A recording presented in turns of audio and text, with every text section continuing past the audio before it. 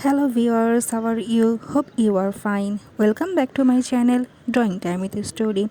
If you are new in my channel, I will introduce myself and my channel with you. I am Suraya Parveen and in my channel I select an object or a theme to draw, and while drawing or painting you will not get bored because I will narrate a story behind the topic. So, as you saw, my today's topic is Eiffel Tower, the Great Eiffel Tower. It is situated in Paris, Italy.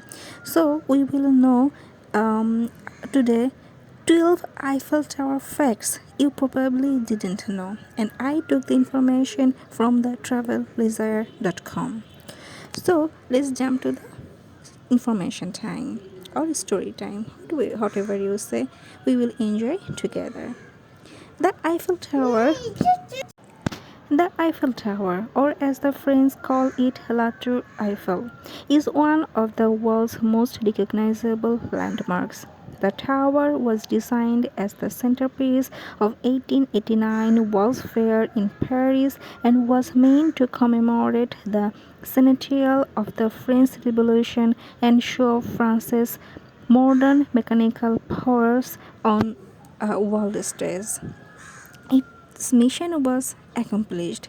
The tower was built by Gustave Eiffel civil engineering firm in 2 years, 2 months and 5 days, using 7,500 tons of iron and 2.5 million rivets. The end result of Eiffel's hard work dominates the Persian skyline, and its stark silhouette has been emulated around the world in China, Las Vegas, Greece, and of course Paris, Texas. Since opening in 1889, the tower was welcomed over 300 million people and still welcomes almost 7 million visitors a year. Despite the incredible number of people who have walked up the Iron Tower, there are still secrets to tell about. And here starts the number one. There is a secret apartment at the top. When Gustav Eiffel designed his namesake tower, he cleverly included a private apartment for himself where he hosted famous guests like Thomas Edison. The apartment is now open for the public to the tour. Number 2. Gustav Eiffel didn't design the tower. Oh, really? While Eiffel earned the naming rights for the tower, it was actually two men who worked for his company, Maurice Coquelin and Emile Noguer, who drew the original design.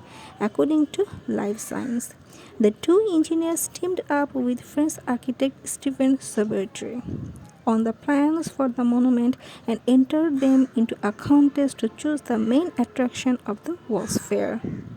Number 3. The Eiffel Tower was supposed to be torn down after 20 years.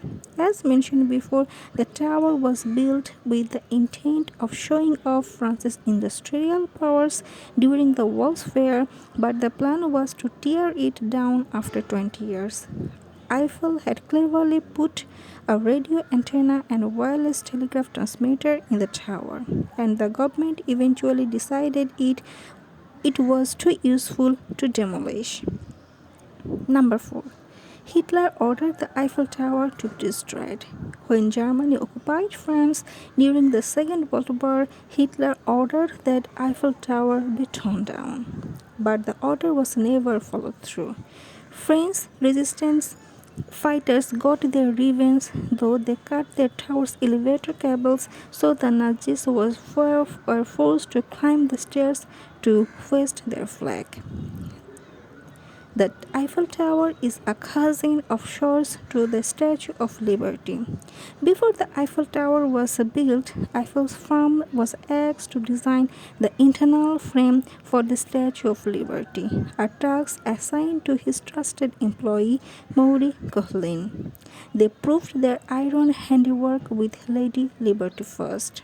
There is a post office in the Eiffel Tower, and that is really absolutely fascinating.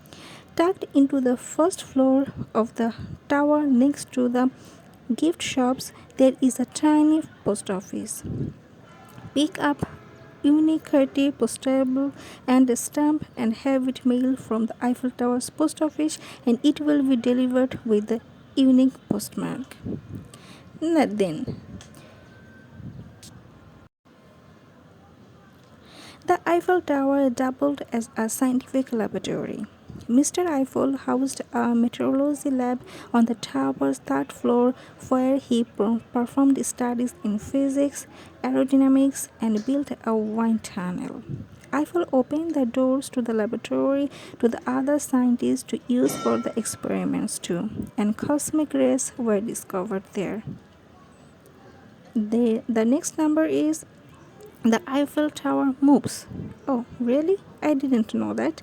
The massive iron structure is wind resistant and will stay during a storm. If the weather is bad enough, it can even move. Wind isn't the only thing that can make the enormous tower move, though the heat of the sun also affects the tower, causing the iron to expand and contract up to 7 inches. Oh my god, that is huge. That is really huge. And that is amazing too.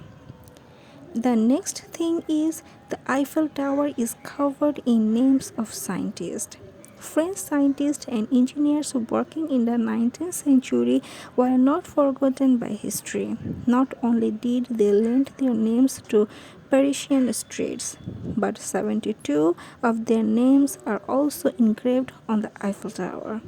Their engraved tributes were covered up, but thanks to a restoration effort, they are once again visible, and eagle-eyed visitors can see names like Foucault, Dumas, and Perrier cut into the iron. The next interesting fact is it takes a lot of work to keep the Eiffel Tower looking good. Every 7 years, around 60 tons of paint are applied to the tower. It not only keeps the so-called Iron Lady, the Demi Differ, looking good, but it also helps keep the iron from rusting. The next thing is there is a military bunker underneath the Eiffel Tower. Underneath the tower's south pillar sits a snag bit of history, a secret military bunker that may connect to the nearby equally military via a long tunnel. The bunker has now been turned into a small museum, and tour groups can explore the diminutive space. And our last important point is there is a chimpanzee bar at the top. If you are brave enough to reach the top of the tower, reward yourself with a glass of sorry, it's what is I'm sorry, it's a chimpanzee bar. If you are brave enough to reach the top of the tower, reward yourself with a glass of champagne from the champagne bar built into the top floor. There is nothing like a glass of bubbly with a spectacular view. Now we will know about some information about this beautiful tower. Why was the Eiffel Tower was built? There are many historical reasons why this magnificent structure was built. The most well-known and the true reason is that it was built to cheer up the World Exhibition commemorating the 100-year anniversary of the French Revolution. The French Revolution is a very important event in French history, as it was responsible for abolishing dictatorship and welcoming in democracy. The French people and officials wanted to remember the 100-year anniversary by doing something different for their country. They wanted to improve the quality of life in Paris and all over France. Many suggestions were given suggesting that the country build a new and beautiful building to commemorate the anniversary. A number of designers, engineers, and architects presented their designs ideas. Among them, the design of Gustave Eiffel was selected as the winner. It was opposed by many people, but with determination of Eiffel's, the design won out. Another reason it was built was due to promising nature of its design. The height of the Eiffel Tower allowed for practical experiments related to air pressure, temperature, and radiotelegraphy. In fact, the major reason for its design was so that it could be used as a radio transmission tower. After the expiration of its first lease, many people wanted to demolish it, but politicians wanted to retain it for radio transmission.